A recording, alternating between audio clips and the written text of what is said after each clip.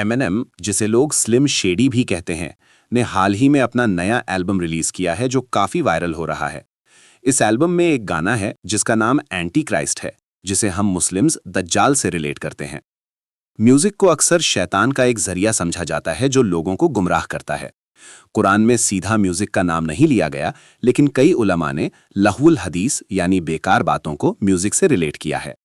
सही बुखारी और दूसरी अहादीस में आता है कि नबी सल्लल्लाहु अलैहि वसल्लम ने फरमाया कि मेरी उम्मत में कुछ लोग ऐसे होंगे जो जिना, मर्दों के लिए रेशम, शराब और म्यूजिकल इंस्ट्रूमेंट्स को हलाल समझ लेंगे।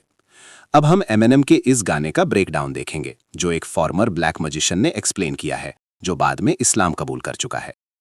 एमिनेम ने अपने नए एल्बम में एंटी क्राइस्ट नाम का गाना रिलीज किया, और हैरत की बात यह है कि अब म्यूजिक में डिमोनिक रिचुअल्स बिल्कुल खुलेआम दिखाए जा रहे हैं। बताया जाता है कि इल्यूमिनाती का तरीका यह होता है कि वो जिन या ईवल स्पिरिट्स को इंसान के जिस्म में दाखिल करने के लिए रिचुअल्स करते हैं। इन्वोकेशन और इवोकेशन में फर्क होता है।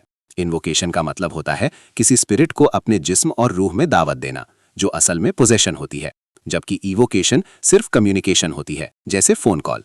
इन्वोकेशन ज्यादा इंटेंस और मुश्किल होती है। गाने के लिरिक्स देखें तो काफी हैरानकुन बातें सामने आती हैं। गाने की शुरुआत में एमिनेम खुद को एंटी क्राइस्ट कहता है। अक्सर आर्टिस्ट्स अपने साथ जुड़े हुए जिन को नए नाम देते हैं। ये जिन उनकी क्रिएटिविटी को फ्यूल करता है और फिर ये म्यूजिक के जरिए लोगों के कानों में जाकर उन्हें गुनाह और हराम की तरफ मोटिवेट करता है।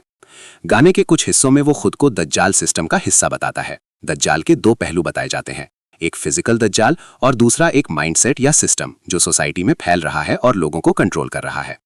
इस सिलसिले में कुछ टॉक शोज और कॉमेडियंस का भी जिक्र होता है, जहां लोग मजाक के अंदाज में गहरी बातें कह देते हैं और ऑडियंस सिर्फ हंसकर टाल देती है।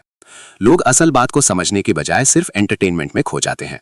आज हम क्रिटिकल थिंकर्स खो रहे हैं और भीड़ चाल का हिस्सा बनते जा रहे हैं। ये सिर्फ म्यूजिक इंडस्ट्री तक लिमिटेड नहीं है, बल्कि हर फॉर्म ऑफ एंटरटेनमेंट इस सिस्टम का हिस्सा बन चुकी है, जो हम पर थोपी जा रही है। गाने के एक वर्स में एमिनेम जेफरी एप्स्टीन के हवाले से बात करता है। इस तरह के टॉपिक्स को मजाक में लेना भी बहुत सीरियस बात है। फिर वो कहता है कि दे ब्रेन वॉश्ड मी, जो इस बात का इशारा है कि सच कभी ना कभी जबान पर आ ही जाता है। बताया जाता है कि ये लोग चाहे कितने भी पावरफुल क्यों ना हो, उनका सबकॉन्शियस जिन के साथ कनेक्टेड होता है और कभी ना कभी हकीकत फिसलकर बाहर आ जाती है। अब ये सिर्फ कंस्पिरेसी नहीं बल्कि सब कुछ हमारे सामने है, लेकिन फिर भी लोग अनदेखा कर देते हैं।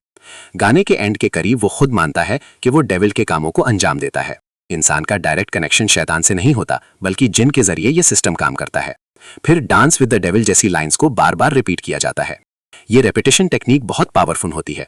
इसी तरीके को मार्केटिंग और माइंड कंट्रोल में यूज किया जाता है, जहां एक बात को बार बार दोहराया जाता है ताकि वो दिमाग में बैठ जाए। इल्यूमिनाटी के हवाले से लोग कहते हैं कि ये सिर्फ कंस्पिरेसी है, लेकिन अगर हम थोड़ा सोचें तो पता चलता है कि मीडिया, इन्फ्लुएंसर्स और एंटरटेनमेंट इंडस्ट्री पर कुछ खास लोगों का कंट्रोल है। यही लोग अलग अलग नामों से एक ही सिस्टम चला रहे हैं।